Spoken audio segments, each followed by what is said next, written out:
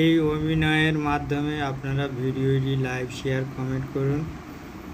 গোগা সেজে আপনাদের কাছে কেমন খাবার চাইছে আপনারা দেখুন।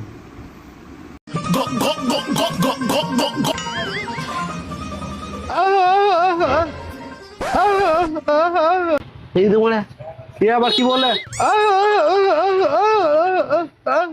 ও উল্টো পাল্টা খেয়ে তো গলায় লাগছে নাকি?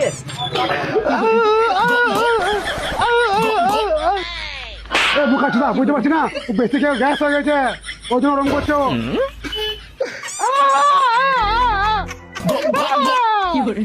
বে না বে ও মামিকার বউ পালাইছে, তার জন্য এরকম করছে।